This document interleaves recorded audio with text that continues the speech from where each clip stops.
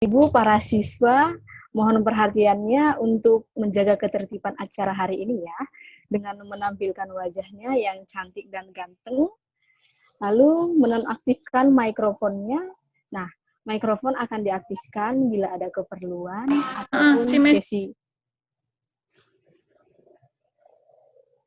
Ya, Bu Dina? Ya, nanti Bu Rina terakhir ya, Messi ya. Baik, Bu. Ya. Oke. Nah, adapun susunan acara kita hari ini, yang pertama itu kita akan awali dengan doa pembuka yang akan saya bawakan. Lalu yang kedua itu sharing dari narasumber, dilanjutkan dengan sesi tanya jawab, lalu sepatah dua kata dari Ibu Kepala Sekolah, dilanjutkan dengan doa penutup yang akan saya bawakan. Oke. Selamat siang Ibu Vini, selamat siang Bapak Darius. Senang sekali boleh belajar bersama dengan Bapak dan Ibu siang ini ya. Semoga kita selalu dalam keadaan sehat. Nah, kita bersyukur walaupun dalam masa pandemi seperti ini, kita masih boleh belajar melalui webinar hari ini, melalui Zoom meeting. Nah, untuk memulai acara kita, baiknya kita awali dengan berdoa. Saya akan pimpin doa secara Katolik. Mari kita siapkan hati kita untuk berdoa. Dalam nama Bapa dan Putra dan Roh Kudus. Amin.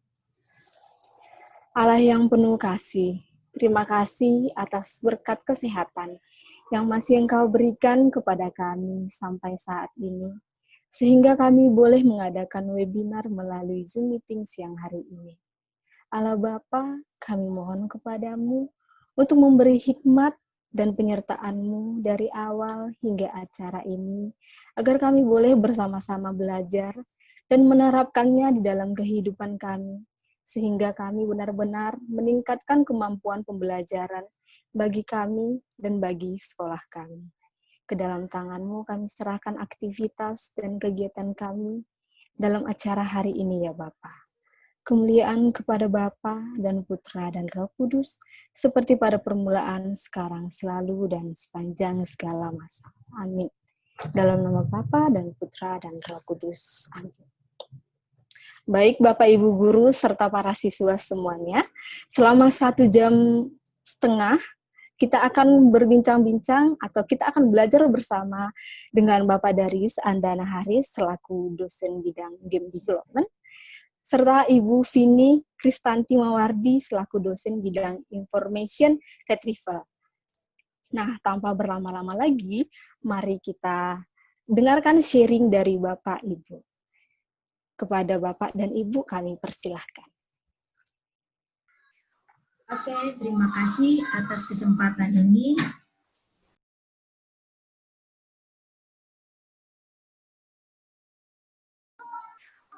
Ya, jadi hari ini saya akan memperkenalkan diri terlebih dahulu. Perkenalkan, nama saya Vini Kristanti. Saat ini memang saya mengajar di Fakultas Teknologi Informasi. Jadi kami berdua di sini memang background-nya memiliki background di bidang komputer. Sebelum kita mulai, saya akan share screen PowerPoint saya. Mohon bantuannya. Di sini saya dibantu juga oleh Pak Reynardus. Kak Reynardus mungkin ya, karena ini adalah mahasiswa dari FTI, dan Kak Jesselyn. Boleh minta tolong untuk screen sharing saya di enable, supaya saya bisa share screen.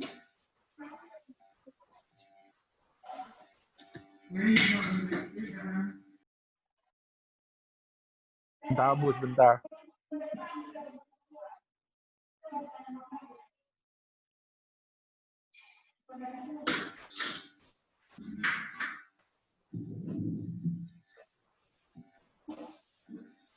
Oke, buat teman-teman yang lain sambil menunggu, jangan lupa wajahnya diperlihatkan, karena kami akan mendokumentasikannya dan mereportnya untuk dijadikan satu kompilasi dan dimasukkan ke dalam e-game.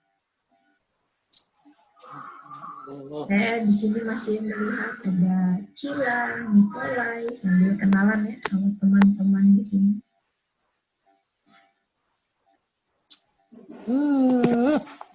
Kentut.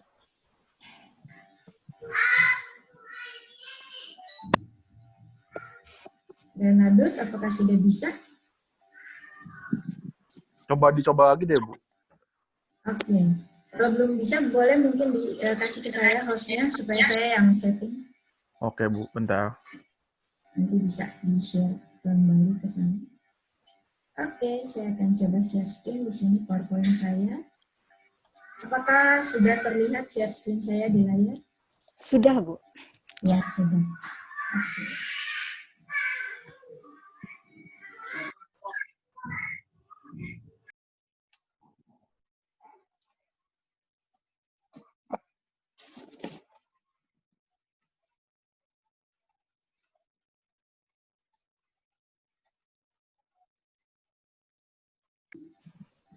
Iya, kita akan mulai. Hari ini saya akan menampilkan bahwa kita akan mempelajari berbagai macam bentuk literasi digital untuk meningkatkan kemampuan pembelajaran. Materi hari ini akan kita bagi kedua, di mana nanti akan disampaikan juga oleh Pak Darius. Sebelumnya, saya akan memulai mengenai copy paste. Jadi, sebelum masuk ke materi berbagai macam literasi digital, saya akan menyampaikan terlebih dahulu apa itu yang biasanya teman-teman siswa-siswa yang umumnya melakukan kegiatan ini sehari-hari. Jadi kita bisa lihat bahwa copy paste itu adalah salah satu istilah yang paling sering kalian pakai, yang paling sering kalian gunakan sehari-hari. Mengapa?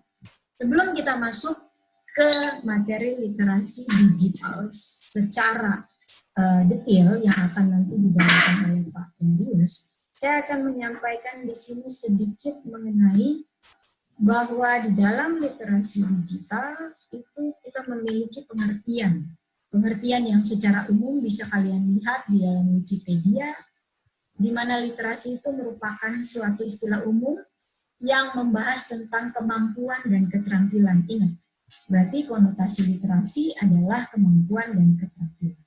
Dimana kalau kita mengetahui tentang digital, itu adalah mengenai isinya adalah tentang bentuk dari diskrip. Angka-angka, kebetulan kalau nggak salah ini anak IPA semua ya, jadi kalau udah bermain dengan angka pasti itu sudah terbiasa. Jadi di dalam digital berarti berhubungan dengan komputer dan sebagainya. Nanti secara detailnya akan disampaikan oleh Pak Darius dengan topik berbagai sumber literasi digital. Kita akan lanjutkan. Sebelum kita masuk ke sana, saya akan coba mengingat kembali dan menggali kembali saat ini kita berada di era digital. Angkatan saya melihat handphone itu adalah sesuatu yang luar biasa mahal. Di angkatan kalian, teman-teman semua, gadget, smartphone itu adalah hal yang biasa. Bahkan ada yang dari lahir, waktu bayi pun sudah diberi tampilan dalam bentuk iPad dan lain sebagainya. Apa yang terjadi di dalam era digital ini di dalam proses pembelajaran? Apalagi saat ini di antara kita sedang mengalami yang namanya pandemi COVID. Pasti era digital ini akan semakin terasa. Pertama, biasanya kita akan diminta untuk membuat tugas oleh guru dan lain sebagainya. Siswa pasti dapat tugas dari sekolah. Kemudian apa yang biasa kalian lakukan sehari-hari? Yang biasanya itu kita cari dulu referensinya. Paling gampang anak sekarang, kalau dulu zaman saya harus ke perpustakaan, saya harus buka majalah, saya gunting-gunting majalah, saya buka koran dan lain sebagainya. Kalian cuma tanya sama si Bapak Google. Mbah Google ditanya, Mbah Wiki ditanya, baca bukunya gimana? Terkadang buku pun tak dibaca. Hanya langsung dicari dari Wikipedia, Google, dan lain sebagainya. Kemudian apa yang terjadi selanjutnya? Tinggal diketik sebelum dikumpulkan, diketiklah dulu atau bisa saja dalam membuat video dan lain sebagainya. Nah, selanjutnya apa yang akan terjadi? Selanjutnya kita akan melihat bahwa proses yang biasa kalian lakukan adalah mencari referensi yang saat ini sudah dalam banyak bentuk buku elektronik. Kalian bisa lihat berbagai macam buku elektronik yang sudah ada di Kemendikbud. Mungkin guru-guru juga semua sudah terbiasa menggunakan buku sekolah digital, buku elektronik, atau perpustakaan yang ada di Kemendikbud. Selain itu, kalau misalkan teman-teman kurang paham dengan apa yang diajarkan oleh guru-guru, dengan mudah kalian bertanya dengan branding, kemudian kalian dengan mudah untuk mencari di Genius contohnya, atau yang mungkin sekarang ini sangat terkenal adalah di Ruang Guru, di mana situs-situs tersebut adalah merupakan situs yang berisi tentang pembelajaran, materi-materi pelajaran yang ada di sekolah. Selanjutnya apa yang biasanya terjadi? Biasanya ini yang saya akan coba repeat lagi dan mengingatkan. Tugas dari sekolah itu biasanya bentuknya kelompok dan individual. Bisa saja kalian diminta untuk membuat tugas dalam bentuk makalah. Kemudian bisa saja dibuat dalam bentuk video. Yang saat ini mungkin sangat banyak dipakai. Kenapa? Anak-anak diminta untuk membuat konten video yang akan diupload di YouTube, di sosial media, dan lain sebagainya. Gimana sih caranya? Biasanya ada ide, ada topik terlebih dahulu.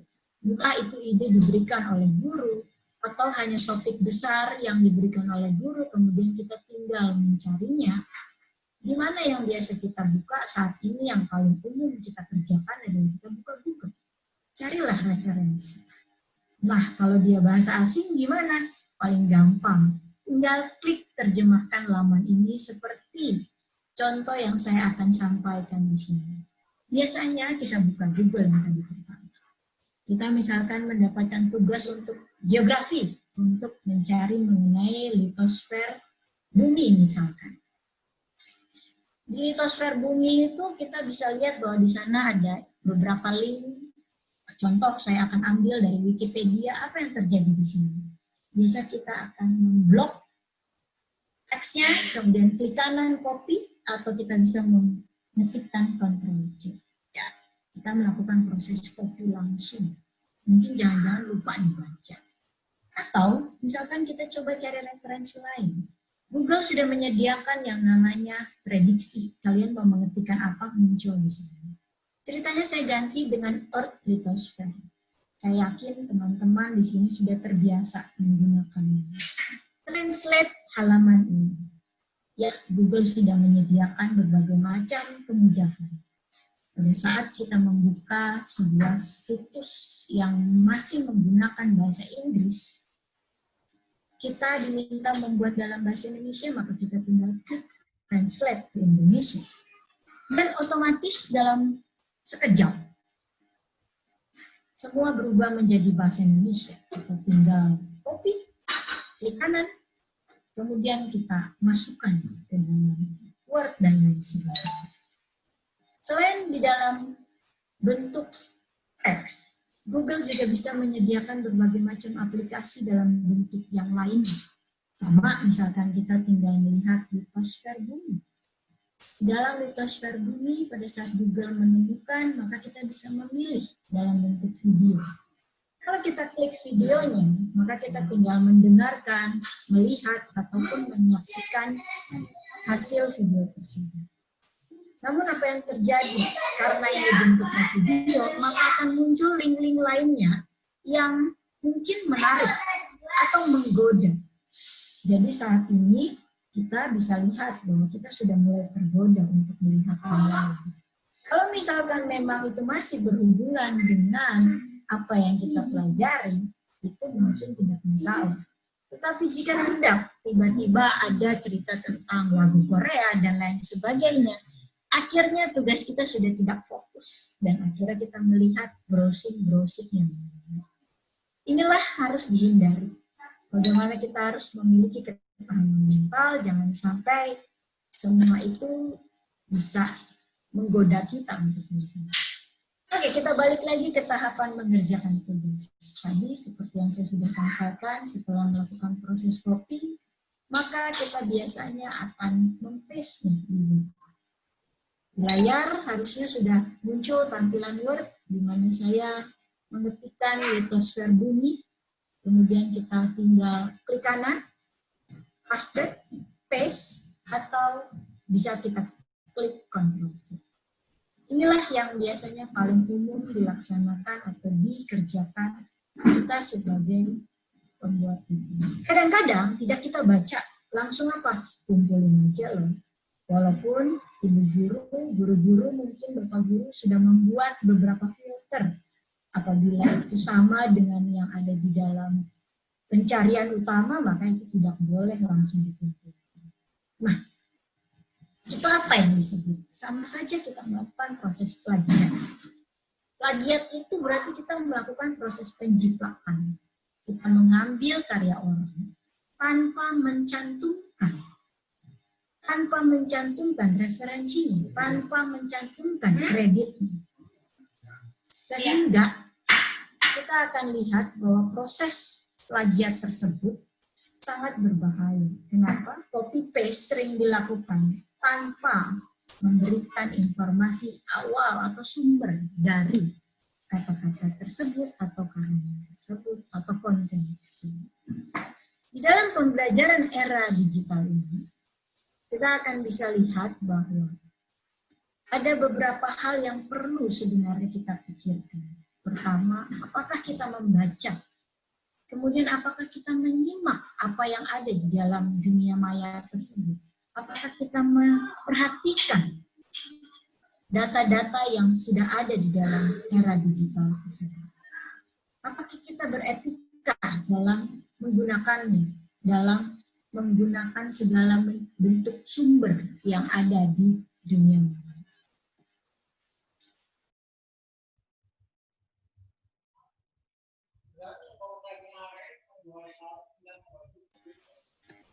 Nah, inilah yang harus kita hindari, sehingga kita harusnya menjadi seorang siswa yang memiliki integritas. Di mana integritas ini adalah salah satu hal yang tidak bisa di-copy-paste. Sehingga kalian bisa tahu bahwa integritas itu melekat di diri kalian sendiri. Mereview kembali ke dalam kata-kata literasi. Namanya juga bukan hanya sekedar mengerjakan tugas, tetapi kita harus memiliki kemampuan. Kita harus memiliki kecakapan dalam melakukan proses pembelajaran di dalam dunia digital. Selanjutnya bagaimana? Di sini bukan saya ingin membicarakan mengenai masalah bagaimana kita berintegritas. Tetapi di sini bagaimana kita bisa menggunakan teknologi untuk lebih bertanggung jawab. Mengapa saya katakan demikian? Karena plagiat itu bisa loh dideteksi secara otomatis. Orang-orang yang bekerja di bidang teknologi informasi memiliki tugas yang cukup sulit, di mana kita harus bisa membangun sebuah aplikasi atau bisa memperhatikan atau memperlihatkan aplikasi yang bisa berguna bagi masyarakat. Dan salah satunya adalah ini.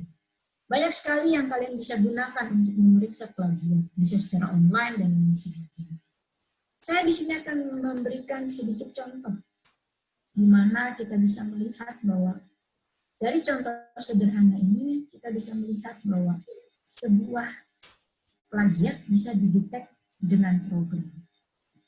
Kita bisa lihat di aplikasi ini bahwa kita ingin mencoba membandingkan antara satu tugas dengan tugas yang lain. Artinya kalau mau memeriksa plagiat, berarti kita butuh minimal dua tugas yang kita akan pilih. Misalnya contoh saya memiliki 2 dokumen, litos verbumi 1, litos verbumi yang kedua. Kita akan periksa berapa persen kemiripannya. Ternyata setelah diperiksa, kemiripan dari 2 dokumen tersebut dapat kita lihat di tampilan berikut, bahwa kurang lebih di bagian bawah sini itu muncul ada similaritas sebesar 16,36%. Artinya kalau hanya 16% mungkin saja tidak dianggap plagiat yang serius. Kita akan lanjutkan. Di mana contoh kompleks lainnya, banyak aplikasi-aplikasi sekarang yang sudah bisa membandingkan dokumen dengan seluruh dokumen yang ada di dunia maya. Di sana saya memiliki sebuah dokumen yang besar, atau artinya yang mengenai litosfer yang cukup besar size-nya, yaitu sekitar 860 kg, di mana ada terdiri dari 28 halaman. Kita akan coba lihat bahwa ternyata kemiripan dengan dokumen yang ada di dunia maya adalah 58%. Ini artinya apa? Bahwa isi kalimat-kalimat yang ada di sini kemungkinan itu tinggal copy paste dari berbagai macam sumber.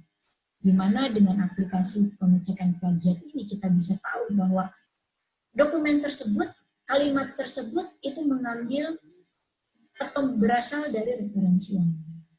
Karena kita bisa lihat, yang hijau ini adalah pemeriksaan yang berasal dari internet source yang sudah ada kalimatnya di sini adalah Codicil. Nah, artinya dengan beragam teknologi yang berguna bagi manusia, kita bisa menghindarinya harusnya. Artinya plagiat itu jangan sampai terjadi. Itu kan bagaimana kita bisa memilih, saya ingin langsung copy paste atau saya harus memulai dengan cara yang bagaimana. Artinya kita harus membaca dulu. Jangan setelah sumber dicari, kita nggak baca. Jangan setelah video YouTube itu kita lihat, itu jangan semuanya langsung disalin. Kemudian kita tulis ulang, kita konsepkan kembali. Bagaimana kita membangun konten YouTube yang menghindari dari istilahnya konten. Kalaupun harus sama, kalaupun harus mengambil dari beberapa konten, itu pasti ada caranya. Bukan hanya dengan copy paste, tetapi kita harus melakukan proses citasi atau yang biasanya itu mencantumkan sumbernya. Sumbernya dicantumkan dari daftar referensi, kemudian ditulis referensinya. Nah, inilah salah satu cara di mana kita bisa menghindari yang disebut sebagai plagiat. Selanjutnya, bagaimana sih cara mencantumkan referensi? Di sini saya coba memberikan lagi beberapa tools yang mungkin bisa dipakai secara free dari Google, contohnya adalah Google Scholar. Dalam era digital ini, kita bisa menggunakan berbagai macam sumber, berbagai macam cara untuk terhindar dari yang namanya plagiat. Di sini ada scholar.google. Di sini kalian bisa lihat bahwa di dalam scholar.google ini kita bisa menggunakan atau mencari referensi, kemudian kita bisa mengutip. Caranya bagaimana? Contoh, kita mau mencari kalkulus SMA misalkan, tentang integral, maka di sana akan muncul beberapa buku. PDF, di sana sudah muncul ada PDF, dan misalnya. Kita ke topik litosfer bumi di pelajaran geografi. Di sana akan muncul beberapa PDF yang berkaitan dengan litosfer. Kalian bisa lihat ada tanda kutip. Nah, di sini kalian bisa lihat bagaimana cara menuliskan citasinya. Mau menggunakan style apa tergantung guru-guru menyepakatinya menggunakan apa. Tinggal kalian copy, kemudian kalian bisa masukkan ke dalam daftar referensi yang kalian akan gunakan. Jadi seperti ini, tadi kalian lihat. Sini ada beberapa cara untuk melakukan proses penelitian. Nah, artinya apa? Di dalam di digital literasi, itu secara general kita sudah tahu bahwa kita pasti akan menggunakan teknologi. Kita juga harus memiliki critical thinking, di mana pada saat ada sebuah problem, kita harus pikirkan bagaimana solusi yang terbaik agar tidak berbahaya dan tidak menjadi bumerang bagi diri kita sendiri. Bagaimana kita bisa memikirkan untuk mengevaluasi informasi tersebut. Di saat kita mengkurek data atau mengumpulkan data dari berbagai media, kita akan mengkomunikasikannya data tersebut. Tetapi tidak mentah-mentah langsung melakukan proses share. Tetapi kita harus kumpulkan, kita coba cari apakah ini kebenarannya seperti apa, kemudian sumbernya dari mana.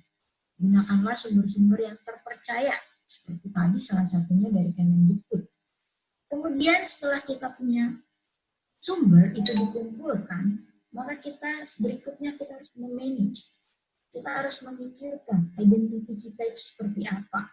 Bukan cuma mencantumkan nama kita sebagai pembuat, tetapi kita juga harus menjaga personal security kita. kita harus menjaga privasi kita. Jangan sampai masuk atau yang kita share adalah hasil tugas yang salah atau tugas yang ternyata belum lengkap seperti itu. Setelah itu kita di era digital ini sudah terbiasa dengan melakukan proses menggunakan atau membuat konten secara online. Artinya kita butuh konsep yang lebih kreatif, bagaimana membangun sebuah konten yang berguna, sesuai juga dengan tugas-tugas yang diberikan oleh guru-guru di sekolah. Nah, di situ saya hanya menjabarkan apa sih yang sehari-hari sebagai siswa itu dilakukan. Biasanya ini terjadi bukan cuma di SMA mungkin ya Bapak Ibu guru dan teman-teman semua, kita pun sebagai dosen dan sebagai mahasiswa yang kuliah, mungkin tingkatnya harus lebih tinggi dari kalian, tetapi itu masih sering terjadi. Artinya kita harus menjalankan sebuah pendidikan bukan cuma sebagai pendidik, tetapi sebagai teman-teman siswa-siswa yang lain harus dengan integritas, sesuai dengan tujuan dari SMA Tarakanita yang luar biasa selalu menjunjung tinggi yang namanya integritas. Artinya integritas itu dipakai atau melekat pada diri kalian, di mana yang nantinya akan dihubungkan dengan keberagaman yang ada di dalam digital literasi. Mungkin penjelasan dari saya itu sekian, di mana saya hanya ingin merangkum kegiatan sehari-hari kalian yang sering kalian kerjakan. Selanjutnya saya kembalikan kepada Bu Messi, apakah mau diselingi tanya jawab terlebih dahulu atau mau dilanjutkan dengan Pak Darius. Silakan Bu Messi. Oke, baik Ibu, sharing yang luar biasa ya teman-teman. Barangkali teman-teman ada yang mau ingin bertanya? Dipersilakan.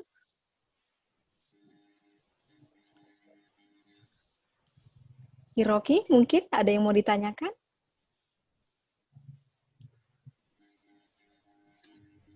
Mungkin kalau belum ada yang mau bertanya boleh diketik di chat. Oke, di sini saya sudah baca. Bu Messi, sudah ada yang bertanya itu Bu Messi dari Kiana sepertinya. Saya langsung jawab aja atau dari Bu Messi? Oke, bisa langsung dijawab aja ya Bu, pertanyaan dari Viana. Oke. Jadi bagaimana cara mengetahui critical thinking kita sudah tepat atau belum? Nah, mungkin ini sharing pengalaman saja, karena untuk mengetahui critical thinking itu sudah tepat atau tidak, itu kan berarti banyak faktor yang mempengaruhi. Artinya bagaimana situasi kalian di rumah, bagaimana lingkungan kalian. Tapi kembali lagi, kita sebagai siswa, pada saat saya menjadi siswa, pada saat saya memiliki sebuah pemikiran, ide-ide, itu kan biasa kita bisa sampaikan kepada guru. Ada guru yang tidak mau dikritik, ada guru yang menerima dengan open mind, artinya critical thinking itu diberikan, atau kita memberikan ide-ide atau masukan-masukan. Tetapi kita bisa tahu bahwa kita bisa memiliki critical thinking yang tepat dengan mencoba melakukan sharing dengan mungkin senior-senior kalian. Kita lihat bagaimana tentang lingkungannya, bagaimana tentang dampak sosialnya, dan pertanyaan yang paling mendasar, mengapa ide itu muncul? Alasan itu harus dijabarkan dengan baik, dengan bukti-bukti konkret, dan mungkin juga ada alasan yang mendukung. Mungkin itu salah satu jawaban saya. Kemudian yang kedua ini ada dari Karolus. Halo Karolus, apa kabar? Bagaimana kita tahu bahasa yang kita translate dari Google itu benar? Nah, ini yang tadi juga saya sudah lakukan ya. Kita melakukan translate dari bahasa Inggris ke bahasa Indonesia. Kalian memiliki kemampuan membaca. Jadi setelah di-translate, jangan otomatis langsung dikumpul ya Ibu Messi ya. Jangan serta-merta percaya 100% dengan yang namanya tools. Kenapa? Karena tetap kemampuan membaca itu secara pemikiran itu pasti akan lebih baik dari manusia. Apakah komputer lebih baik? Kan itu yang dipertanyakan. Artinya kita harus baca kembali. Grammarnya, mungkin kalau kita kurang dalam grammar, tapi yang penting adalah makna dari kalimat tersebut. Apakah seperti itu sudah oke? Contoh, saya mau berkata saya ingin makan coklat. Ternyata coklat itu ditranslate menjadi I want to eat brown. Salah nggak mesinnya? Nggak salah kan ya, karena coklat itu bahasa Inggrisnya juga ada. Warna brown itu adalah warna coklat. Atau diganti dengan I want to eat cocoa. Cocoa nggak salah, cocoa juga coklat, tapi kan masih cocoa-nya. Artinya kita baca ulang kembali hasil translate tersebut. Lanjut, kita ke pertanyaan berikut. Ini ada Angel April ya.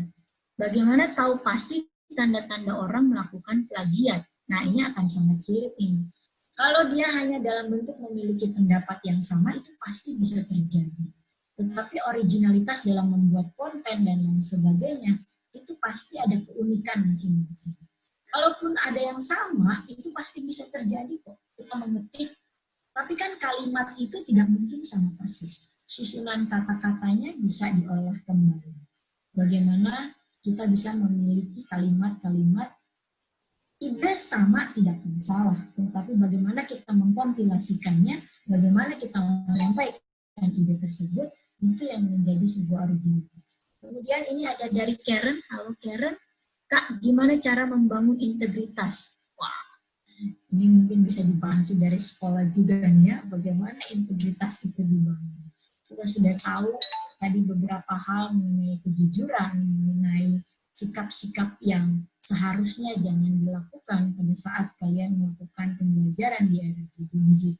Jadi kembali lagi kepada iman kalian, kepada kalian bisa mempertahankan yang benar dan yang salah, kalian punya alasannya, kalian bisa tahu bahwa kalian sendiri kok yang berasa, oh saya itu sebenarnya nyontek loh, gitu kan, cheating loh, gitu kan. Bangga nggak sih lulus SMA, nilai paling tinggi, tapi ternyata prosesnya itu saya ngintip dari tetangga sebelah atau ngintip dari bangku sebelah. Mungkin itu saja dari saya. Mungkin Pak Darius ada yang mau menambahkan, silakan Pak Darius. Enggak Bu, saya cukup Bu, sama dengan Bu Vini aja. Ya, Bu Messi mungkin mau dilanjutkan dengan materi berikut, silakan Bu Messi. Ya, baik. Kita sudah dengar jawaban dari Ibu Vilia, teman-teman yang bertanya. Nah, kita akan lanjutkan sharing dari Bapak Darius kepada Pak Darius. Kami persilakan. Baik, terima kasih. Saya izin share screen dulu.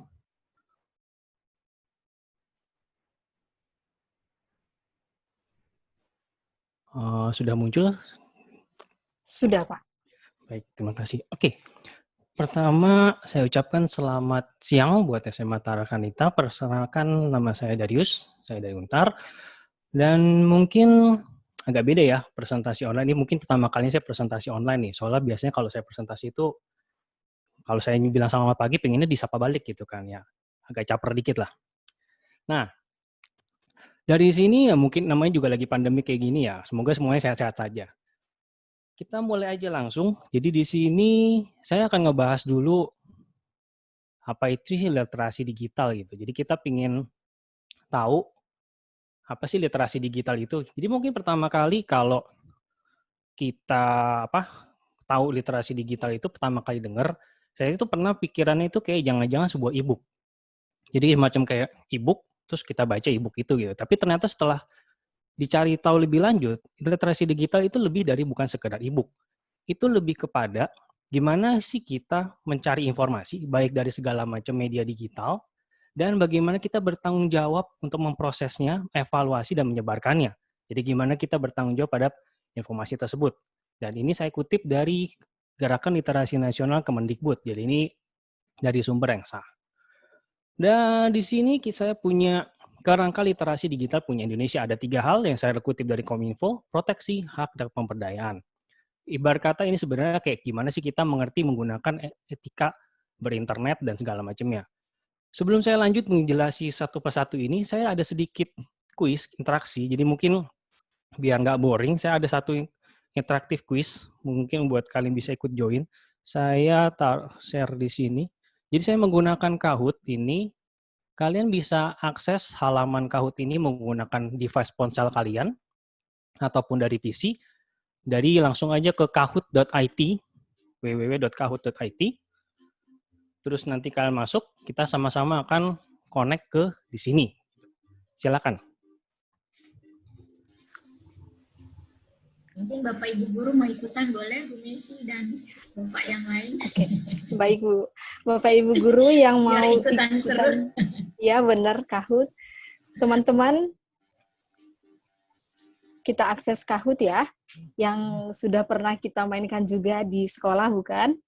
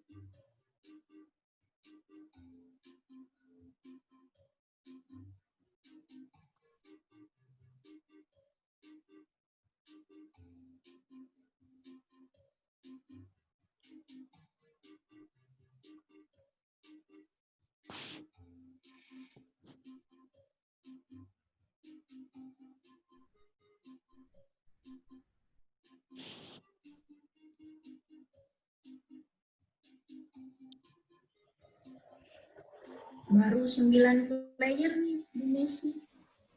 Pak Darius ya. baru Teman-teman 9 yang Pak lain, Darius ya? ini ada hadiahnya tidak, Bu? Ada hadiahnya nih. Nih, ada hadiahnya sungguh luar tuh. biasa. Undangan langsung untuk mabar bareng Mobile Legends. Ketemu sama pro player langsung dari EVOS. Wah, langsung Ayo, banyak lah, Bu. Langsung banyak, Bu. Benar. Ayo teman-teman, hadiahnya menarik loh. Akhir bulan akan ada coaching klinik dari pro player langsung. Kemudian ada developer jam. Salah satu developer jam terbesar di Jakarta ya. Yang akan Wah, luar biasa. memberikan informasi mengenai how to develop game. Wah, ini baru 17 nih.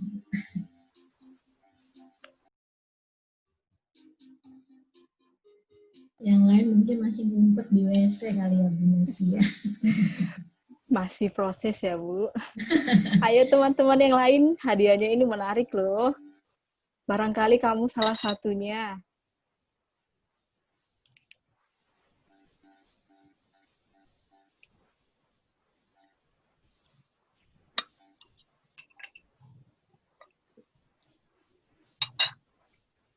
Baru 17. Mungkin biar nggak lama menunggu, saya start dengan jumlah yang sekian ya, Bu. Ya, Bu Messi ya. Kan ini Kahoot bisa gabung di tengah-tengah ya. Ya sudah, Pak, boleh. Ini bertambah lagi. Ayo yang lain. Ya, mungkin biar sambil...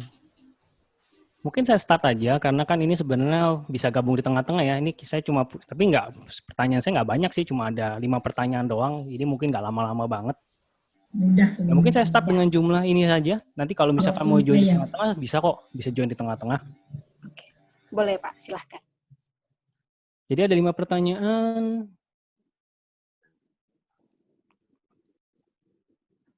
Nah, kita ngomongin iklan.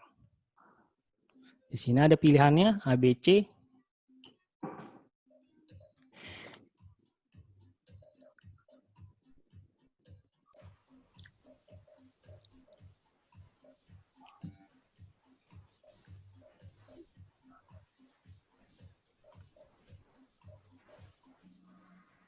Ya, benar. Jadi mungkin banyak yang jawab adblock nih, yang adblock. Karena memang VPN juga bisa. Antivirus memang bukan untuk mencegah adblock, tapi mencegah iklan. Tapi adblock iya, benar. Dan VPN juga bisa. Makanya jawaban yang benar sebenarnya salah. Karena yang antivirus itu enggak. Antivirus untuk virus, bukan untuk iklan. Ya, berikutnya. Ini skornya ya. Skor tertinggi sekarang ada dipegang oleh Dus, kedua Hiroki, dan masih yang lainnya masih kosong. Ini true or false?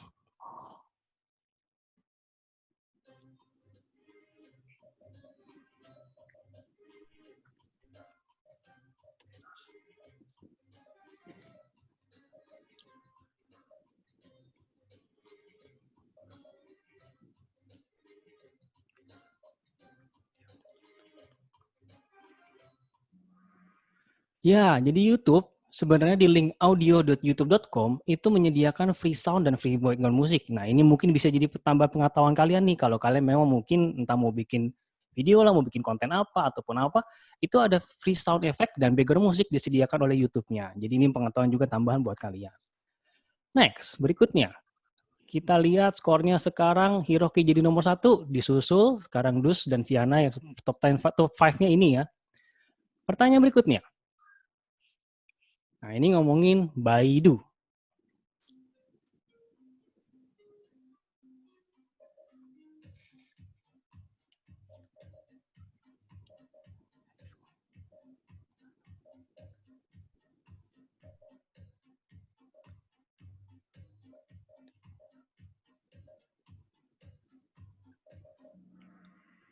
Ya, betul banget. Google versi China. Kenapa saya bikin ada China, satunya pakai H, satu lagi nggak pakai H gitu. Jadi, kalau ini yang A ini, sorry aja, ini agak terdengar rasis nih jadinya. Jadi kayak nggak enak didengar. Makanya ini kan kita juga lebih pada etika berkomentar, tidak rasis dan segala macamnya. Makanya saya mengarahkan supaya ke China sebagai negara itu sendiri. Nah, ini maksudnya juga seperti itu. Jadi Baidu itu memang adalah Google, tapi punyanya versinya si China ini. Sebuah negara. Berikutnya.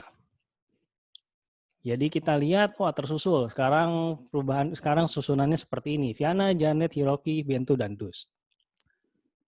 Sekarang adalah mengenai hoax atau tidak. Jadi saya punya video, saya akan play. Didengarkan dulu videonya.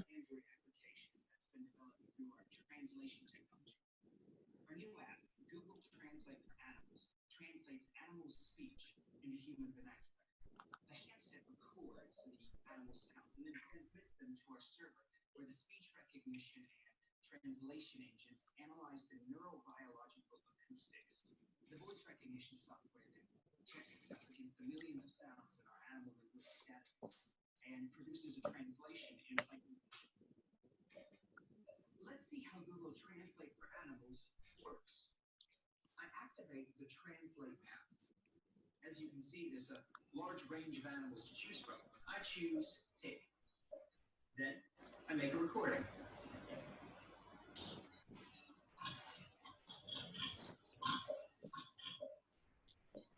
See here, it transcribes it, but if I push the speaker button, we can actually hear what Bella said. New person. Smells good. That's amazing. Let's find out what's on Donna's mind.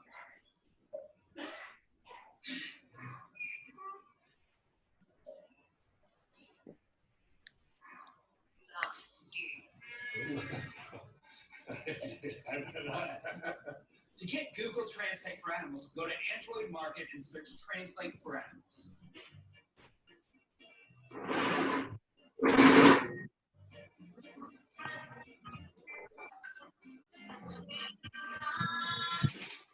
Nah, itu videonya sudah selesai. Ya, jawabannya disalah karena memang sebenarnya Google Translate ini nggak bisa buat animal ya. Itu tadi referensi web video itu sebenarnya asli dari Google loh. Jadi saya bukan cari video hack atau segala macam, itu asli dari Google UK. Tapi mereka merilis video ini pada tanggal 31 Maret. Yang artinya besokannya 1 April. Ini sebenarnya video untuk April Mop, punyanya si Google. Makanya ditaruh seperti ini. Jadi ini sebenarnya buat mengarahkan kalian ketika mendapat informasi, cek lagi sumbernya dan segala macamnya. Ini salah satu video yang bukan hoax tapi buat April Mop. Nah, ini dia. Next, berikutnya kita ngomongin tentang etika berkomentar. Satu pertanyaan terakhir, sekarang disusul Hiroki, Viana, Lir, dan ada yang tanda titik sama Jen. Last question, tentang etika berkomentar sebenarnya. Ada postingan IG, sebaiknya kalian komen apa?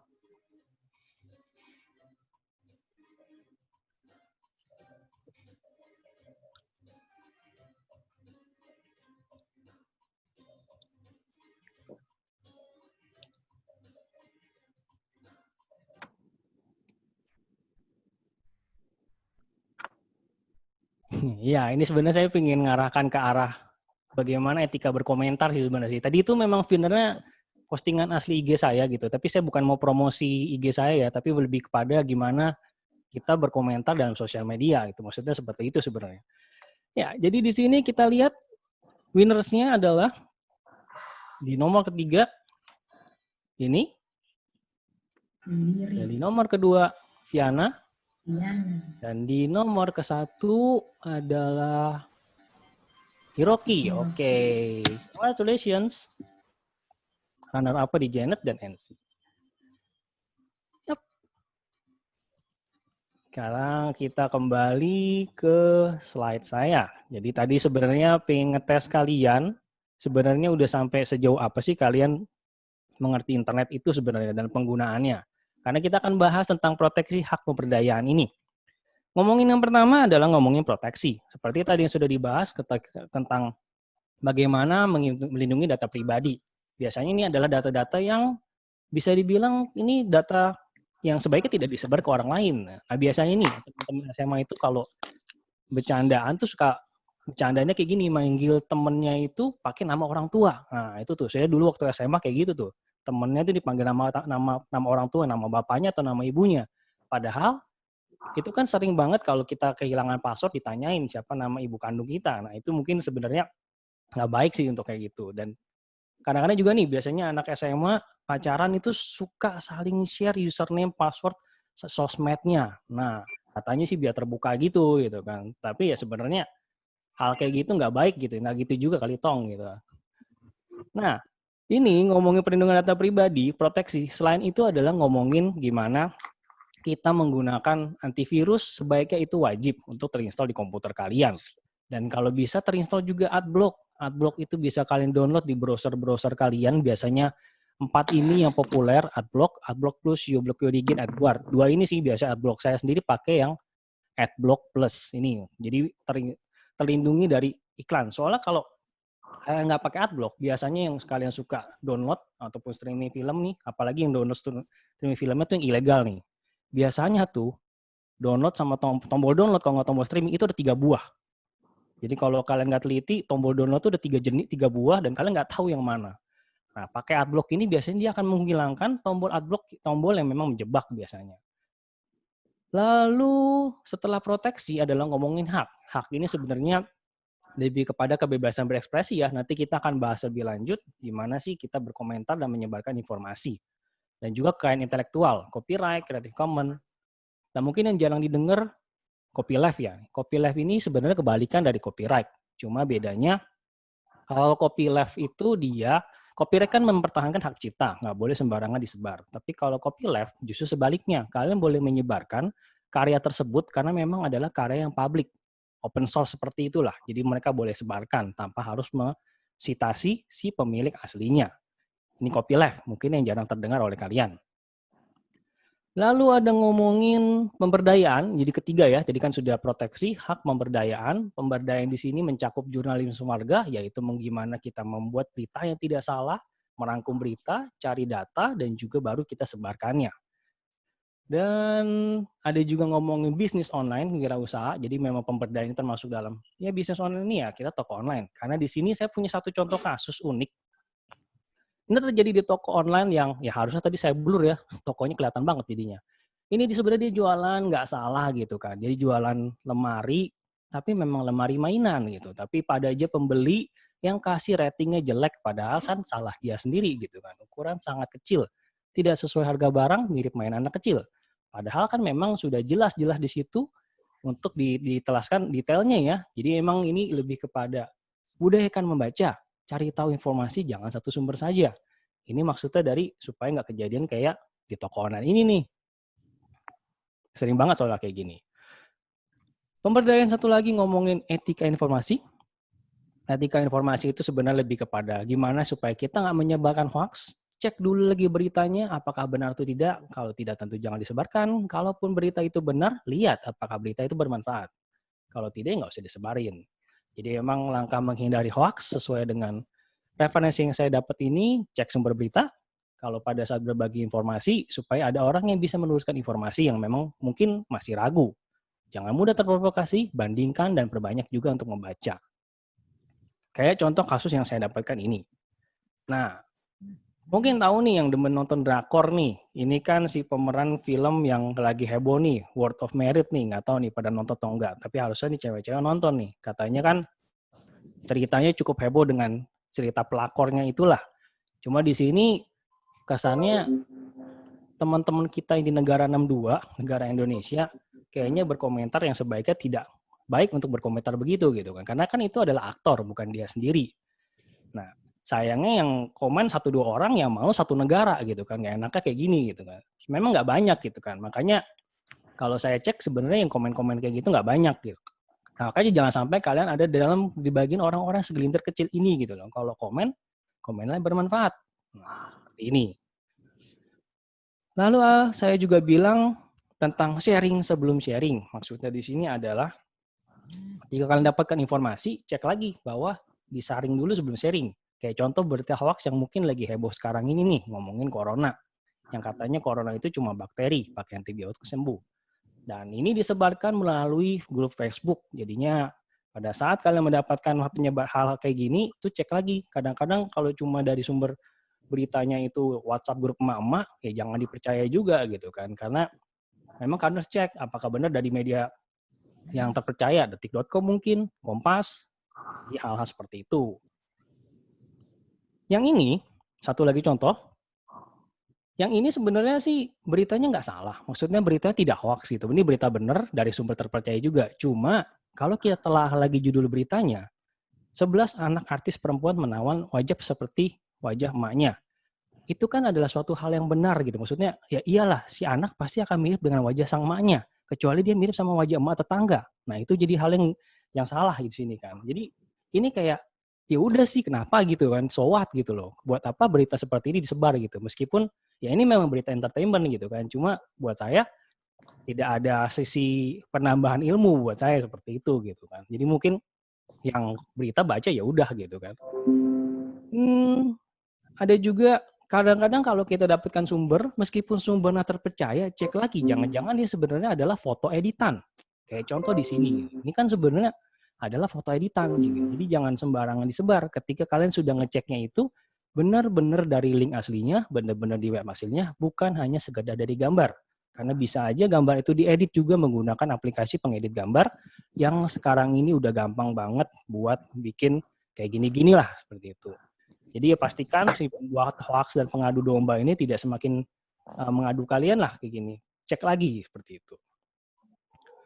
Lalu itu yang kita ngomongin kerangka literasi digital. Seperti di topik kita hari ini kan kita mau ngomongin berbagai macam media literasi digital.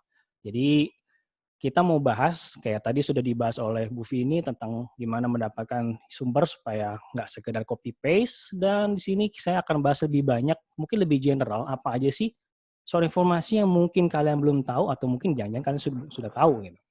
Supaya kalian bisa memanfaatkan sebaik-baiknya.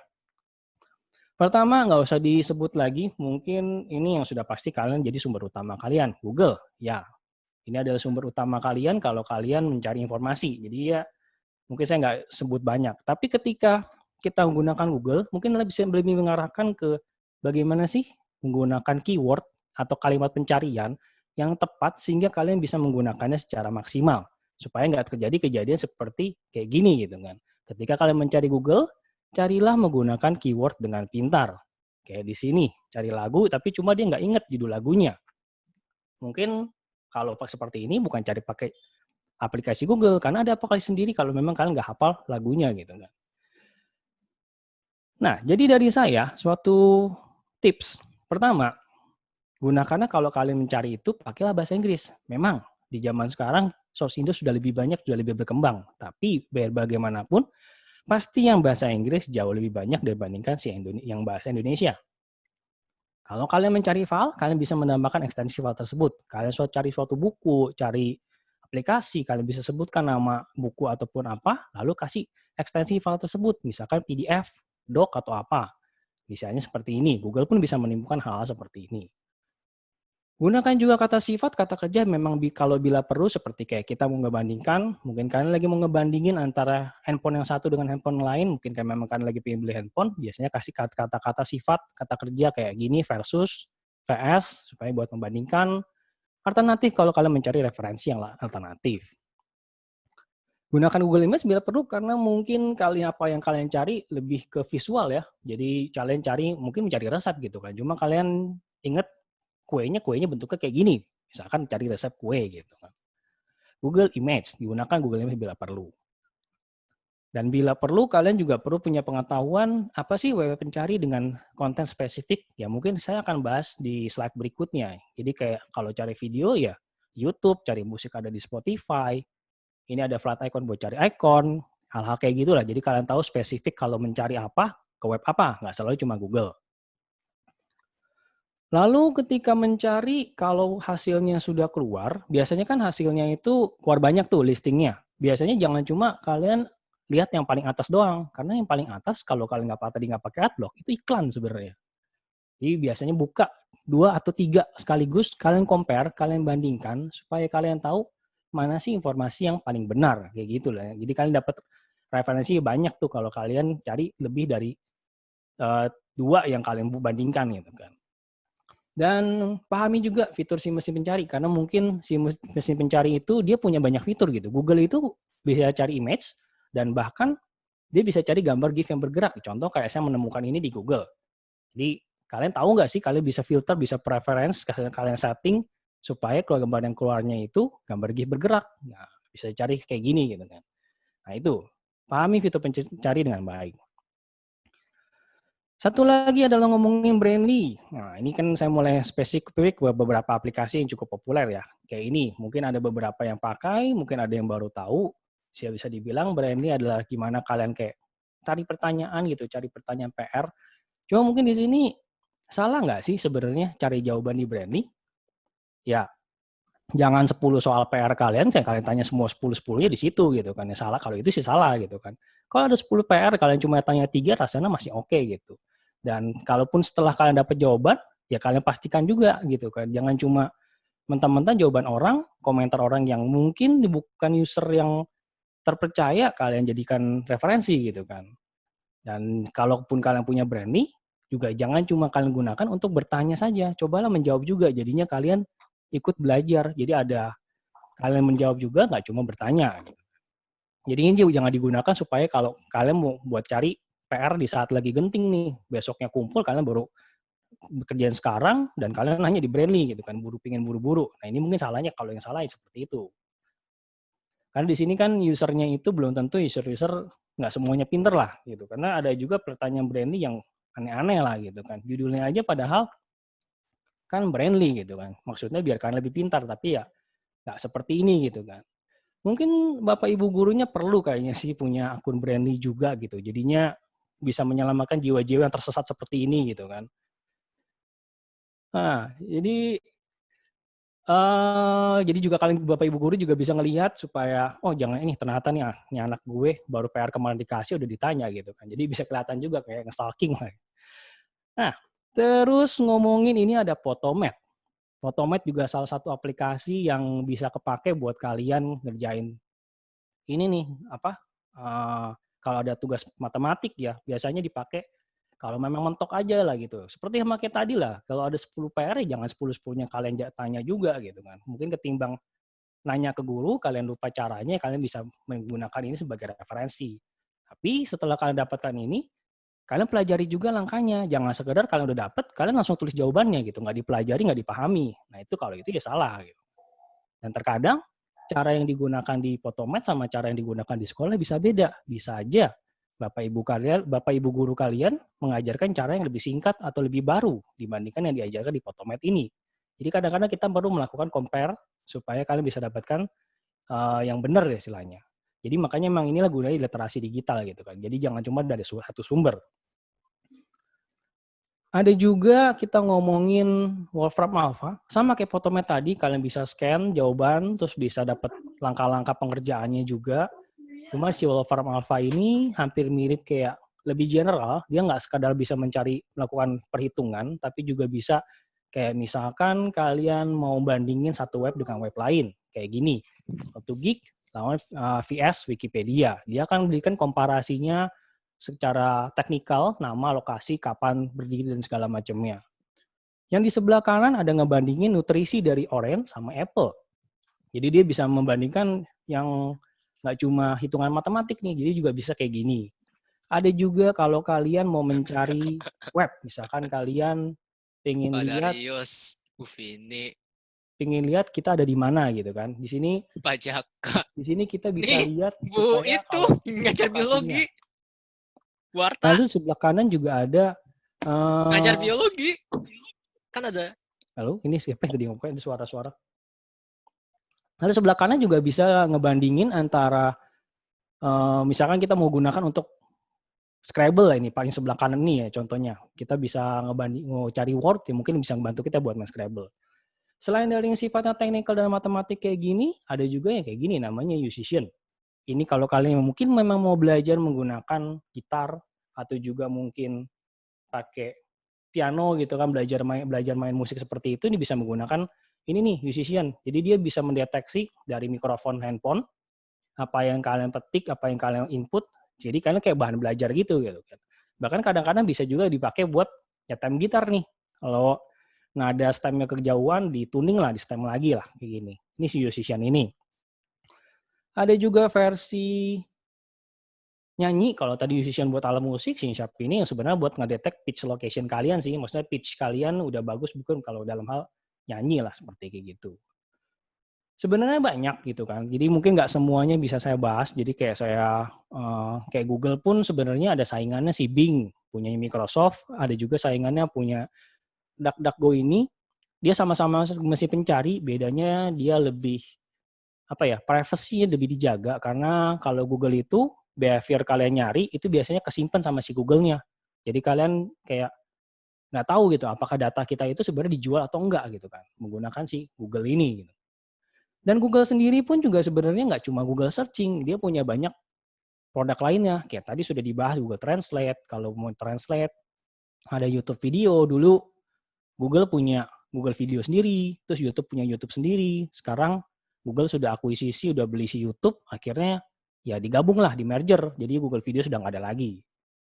Yang sebelah kanan atas ada Google Play, yaitu kalian bisa cari aplikasi. Sebelah kiri bawah ada Google Maps untuk peta, dan yang sebelah kanannya Google Earth. Kalau kalian mau virtual touring gitu, kalian bisa datang ke lokasi-lokasi yang mungkin mau tour secara virtual. Dan di kanan bawah ada Google Scholar. Tadi sudah dibahas juga sama Bu Vini untuk mencari referensi di Google Scholar ini. Nah, yang tadi saya bahas ada Baidu, yaitu Google punyanya versi China, dan ada Yandex punyanya si negara Rusia. Nah, memang negara ini memang cukup ketat untuk mengawasi produk-produk dari luar ya. Mereka pengennya sih menggunakan produk lokal, makanya ada Baidu sama Yandex punya mereka. Twitter bisa dibilang, kenapa Twitter sebagai mesin pencari gitu? Karena Twitter itu berita kalau pertama kali masuk, itu biasanya memang masuk ke sosmed. Salah satunya ada Twitter ini. Jadi Google itu bisa kalah cepat dibandingkan Twitter. Bahkan kalau pertama kali memang baru kejadian, itu biasanya masuk ke Twitter. Baru si Google itu baru menemukan. Makanya Twitter bisa dibilang lebih up to date. Meskipun balik lagi masih dicek sumbernya benar atau tidak, dari siapa gitu kan. Wikipedia sendiri ini nggak perlu saya bahas, tapi kalau Wikipedia, kalau kalian mendapatkan sumber dari Wikipedia, karena dia adalah komunitas ya, apa yang isi di dalam itu konten komunitas, kalian juga cek lagi. Karena kalau kalian scroll ke bawah, itu biasanya ada suntingan, yaitu referensinya itu dari mana. Apakah benar dari referensi buku ataupun segala macamnya, kalian cek lagi hal-hal seperti itu. Di sini ada Duolingo, kalau kalian mau belajar bahasa, bisa bilang bahasa Inggris, bahasa French, Spanyol, dan segala macam, itu aplikasi yang bagus. Ini ada Shazam. Shazam ini bukan superhero yang kemarin baru keluar itu ya, Shazam gitu, bukan. Tapi Shazam ini, kemarin tadi tuh kalau saya kasih gambar yang kita mau cari lagu, tapi kita nggak tahu lagunya apa, maksudnya kita taunya nadanya gitu. Jadi kita kayak bersenandung buat ngedapetin lagunya. Nah, kita gunakan Shazam ini. Nanti dia bisa mencari algoritmanya, nyocokin, oh ini nih lagu yang kira-kira cocok dengan senandung yang kalian rekam di Shazam ini. Itu Shazam. Dan kita nggak perlu bahas lagi nih, ini juga Ruang Guru nih. Ruang Guru ini juga salah satu yang buatan lokal. Ya, ini juga direkomendasi dari beberapa komunitas, ruangguru.com ini. Dan yang terakhir, yang kanan ini, ya ini sih dunia gelapnya lah istilahnya. Kalau kalian biasa suka streaming yang ilegal tuh, Indo XX1 segala macem, nah biasanya sih ini, makanya saya pojokin kanan bawah gitu kan. Tapi biar bagaimanapun ini adalah resource kalian, seperti itu. Dan terakhir, akhir kata saya bilangnya, Dari presentasi ini harapannya supaya menarik minat kalian, supaya menggali informasi sebanyak mungkin, supaya ketika kalian memproses dan membagikannya itu menjadi orang yang smart. Seperti itu. Sekian, terima kasih dari saya. Mungkin bisa dilanjutkan ke moderatornya. Terima kasih Pak Darius. Kita kasih kesempatan buat anak-anak kita untuk bertanya ya. Buat teman-teman yang mau bertanya ke Pak Darius, boleh kirim lewat chat ya. Silahkan lihat chat mungkin.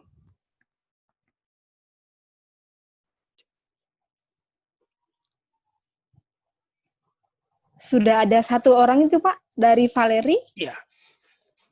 Stack Overflow.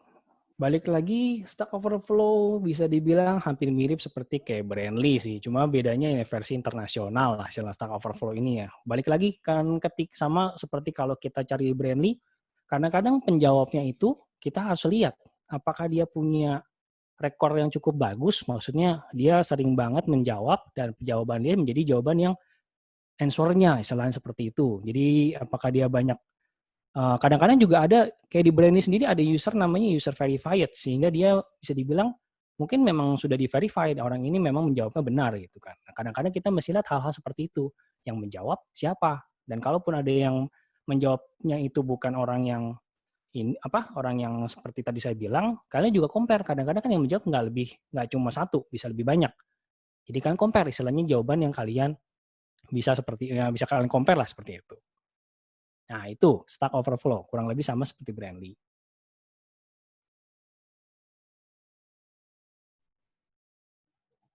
Oke, baik.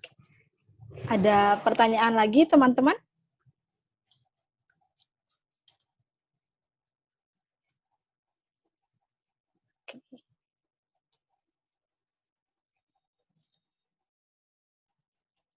Mungkin satu pertanyaan lagi sebelum kita akhiri. Teman-teman, ada yang mau berpartisipasi?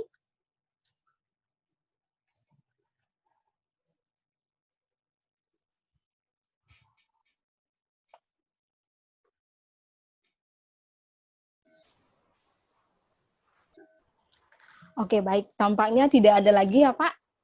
Nah, Itu ada kita itu, Bu. Oh iya. Terakhir nih dari Forbes nih. Oke. Forbes dan Joshua, Pak. Iya, benar. Silakan, Pak. Ini pertanyaannya cukup ini ya, peran kita di era digital. Wah, ini cukup seru nih.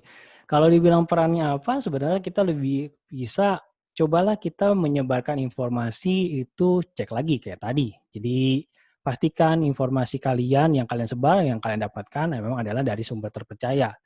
Sisipkan juga dengan bukti dan segala macamnya supaya kalian itu selain menjadi menciptakan informasi, menciptakan konten yang bermanfaat, dan juga bisa bertanggung jawab dengan apa yang kalian sebarkan seperti itu. Menurut saya adalah seperti itu. Ada satu lagi ya, Pak? Ada satu lagi, Pak. Dari Joshua. Mana? Kok nggak kelihatan? Oh iya. Oh, nggak kelihatan. Oh, nyempil ya. Cara mendapatkan copyright. Oh, ini ngomongin HKI. Ini kayaknya Bu Vini yang lebih ngerti malah ya, copyright seperti ini nih. Bagaimana Bu Vini? Saya boleh. Ya, terima kasih. Jadi, kalau kalian mau mendapatkan copyright yang resmi dan legal, itu di Kementerian Kehakiman itu memiliki website yang namanya e-HKI. Kalian bisa mendaftarkannya melalui website tersebut. Apa saja yang bisa didaftarkan masuk ke HKI itu banyak sekali. Kalau saya di bidang IT, artinya saya punya program, saya punya aplikasi, ingin aplikasi tersebut didaftarkan di HKI. Nah, di sana ada situsnya yang namanya e-HKI, bisa di-searching di Google mungkin ya. Kalau kami dari mahasiswa dan universitas itu sering sekali kita mendaftarkan apa yang kita buat. Bisa juga misalkan manual atau buku panduan, atau bisa kita membuat poster, atau kita bisa membuat desain gambar. Nanti didaftarkannya dilakukan secara online dengan cara mendaftarkan bukti-buktinya. Berarti kita lampirkan. Di sana ada banyak persyaratannya. Dan tentunya yang terakhir ada biayanya. Biayanya itu beragam. Kalau saya nggak salah, biasanya kalau HKI yang berupa copyright, hak kekayaan intelektual yang berupa HKI, itu kurang lebih paling mahal itu 600.000. Berbeda dengan paten. Kalau paten itu prosedurnya lebih panjang lagi, dan itu membutuhkan waktu yang tidak singkat, karena harus ada pembuktian dan pemeriksaan dari pihak mereka bahwa memang pantas untuk diberi HKI. Mungkin saya juga mau menambahkan tadi ada sedikit yang pertanyaan dari peran kita di era digital ini. Saya nggak tahu mungkin dari guru atau bagaimana, kalau anak saya yang sekolah itu awal tahun ajaran baru itu masih tetap kuliahnya akan bentuknya online, jadi secara daring. Gitu. Artinya kalian semua akan menghadapi era yang luar biasa hebat yang hanya bertemu di layar. Jadi layar kotak-kotak kecil seperti ini, atau kalian hanya akan mendapatkan tugas berupa kiriman, dan kalau nggak dicek kelewatan misalnya gitu. Nah, apa yang bisa kita berikan? Jadi kita bukan terus jadi malas, kita akan menjadi diam. Saya yakin anak-anak siswa sekarang pasti lebih kreatif dari zaman-zamannya guru-gurunya atau dari saya gitu. Kenapa? Kalian sudah banyak memiliki berbagai macam keuntungan dalam bidang digital. Kalian bisa membuat TikTok, tapi hati-hati TikTok yang seperti apa kalian buat. Kalian bisa membuat video yang mungkin guru-guru juga akan memberikan tugas untuk membuat konten video, yang artinya editingnya pun harus bisa lebih kreatif.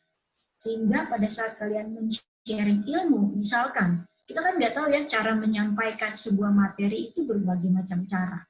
Saya menyampaikan rumus tentang integral, orang lain belum tentu ngerti. Karena, wah ibu ini cuma ngomong pelan-pelan aja. Mungkin kalian punya ide bagaimana cara menyisipkan integral supaya mudah untuk diterima. Itu yang bentuknya seperti ilmu gitu ya. Tapi yang lain juga banyak, konten-konten kreatif yang bisa kalian buat dengan berbagai macam aplikasi, editing yang baik, kemudian kalian bisa masukkan ke dalam channel YouTube. Saya nggak tahu nih siswa-siswa di sini berapa banyak yang udah punya channel YouTube gitu ya, Bu. Yang mungkin itu harusnya dipikirkan sebelum di-sharing. Harus memberikan manfaat yang baik, positif ya, bukan yang menjerumuskan ke arah-arah yang kurang baik. Kita boleh bersenang-senang di luar, tapi ingat dampak terhadap orang lainnya seperti apa. Jadi artinya itu mungkin salah satu peran yang bisa dilakukan dari rumah, yang hanya mungkin di rumah saja, tidak kemana-mana, walaupun mall segala macam udah buka, waduh, coba dipikirkan bagaimana kita mengisi hari-hari ini ke depan. Itu aja mungkin dari saya. Sepertinya ada pertanyaan lagi ya. Saya kembalikan ke Bu Messi. Baik, tampaknya ada satu pertanyaan lagi nih dari Valerie. Bapak dan Ibu boleh dijawab? Oke, ngomongin game populer, jadi kan banyak duplikat. Iya betul, saya sendiri melihatnya memang banyak duplikat-duplikat seperti ini, apalagi produk merek negara, ya itu, negara China di sana gitu kan. Memang banyak banget duplikatnya. Dan kalau dikatakan hukumnya, pertama, biasanya duplikat seperti itu memang nggak akan bertahan lama. Pasti akan ada dari si pesaing yang merasa diduplikasi, itu pasti akan di-take down. Karena memang kalau kita berbicara Google Play Store, cara kita memasukkan aplikasi ke dalam Google Play Store lebih tidak seketat kalau kita mencari memasukkan aplikasi di App Store. Jadi kalau boleh dibilang, App Store sama Google Play Store itu masih lebih banyak sampahnya di Google Play Store dibandingkan Google App Store. Karena dibandingkan App Store-nya Apple.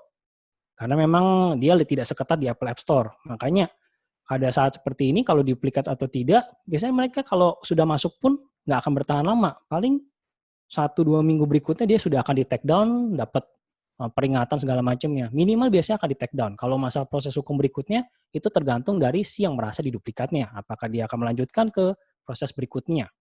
Seperti itu. Semoga bisa menjawab. Baik, terima kasih Ibu Vini dan Pak Darius atas sharingnya yang sudah kita dengarkan bersama-sama ya teman-teman. Dan terima kasih juga bagi teman-teman yang sudah mengirimkan pertanyaan untuk sharing hari ini. Nah, acara selanjutnya kita akan mendengarkan sepatah dua kata dari Ibu Kepala Sekolah kepada Ibu Rina. Kami persilahkan.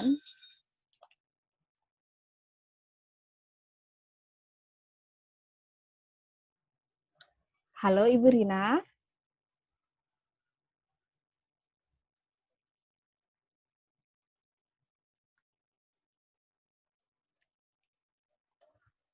Ibu Rina, apakah bergabung dengan kita?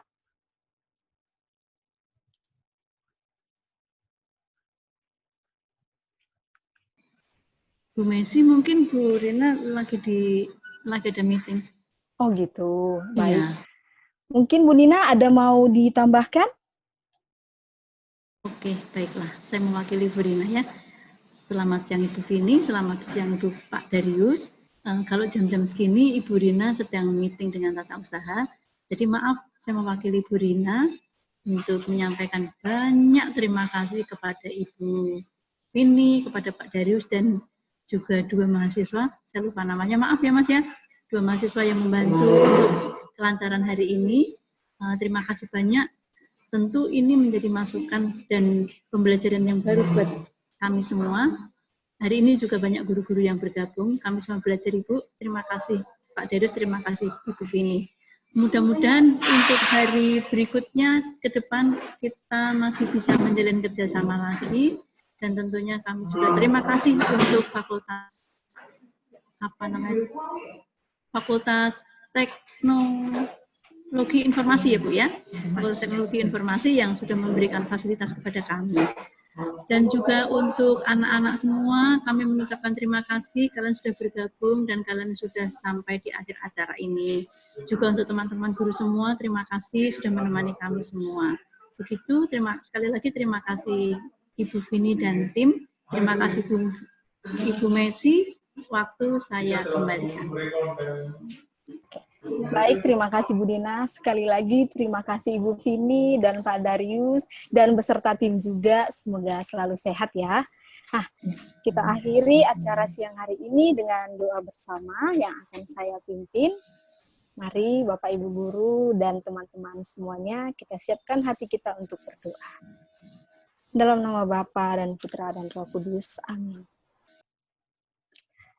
Allah yang penuh kasih, kami bersyukur atas selesainya acara hari ini. Engkau sendiri berkenan mendampingi kami dan menuntun pembicaraan kami pada siang hari ini. Allah Bapa, sudilah Engkau memberkati kami semua dalam mengamalkan hasil pertemuan hari ini. Demikian pula Engkau memberkati semua yang terlibat dalam acara hari ini. Semoga hasil pertemuan ini sungguh menjadi pembaharuan dalam pengetahuan kami. Kami mohon juga berkat-Mu buat Bapak Darius dan Ibu Vini. Semoga beliau berdua selalu sehat dan menjadi berkat buat orang banyak, khususnya dalam bidang pendidikan. Semua ini kami serahkan kepadamu dengan perantaraan Kristus Tuhan kami. Amin. Kemuliaan kepada Bapa, Putra, dan Roh Kudus, seperti pada permulaan, sekarang, selalu, dan sepanjang segala abad. Dalam nama Bapa dan Putra, dan Roh Kudus. Amin. Terima kasih Bapak, terima kasih Ibu atas waktunya. Ya, mungkin ada satu lagi nanti yang tadi saya sudah sampaikan. Ya. Kita akan ada acara di tanggal 26 Juni, mungkin ini bisa menjadi ilmu juga buat teman-teman, tapi terutama yang tadi terakhir bertanya mengenai game, karena kami akan mendatangkan dari salah satu perusahaan game, kemudian pro player dari e-sport yang saat ini sangat luar biasa, di mana kami tidak hanya bermain bareng, tidak hanya coaching game dari pro player, tapi kami juga membahas mengenai how to develop game in Indonesia. Jadi bukan hanya sekedar main game, tapi bagaimana kita bisa membangun. Nanti kami akan kirimkan undangannya ke Bapak Ibu. Sekedar informasi, di 26 Juni itu kurang lebih jam 1 siang kami akan mengadakan acara tersebut. Namun, maaf, undangannya mungkin terbatas dan diutamakan yang tadi bisa menang dalam acara kuis sama yang itu aja dari saya. Nanti saya akan titipkan ke Ya, baik Ibu. Baik ya. Terima kasih Bapak Guru semua, dan terima kasih teman-teman siswa semua. Terima kasih semuanya. Selamat siang. Terima kasih Pak Joko. Selamat siang semua.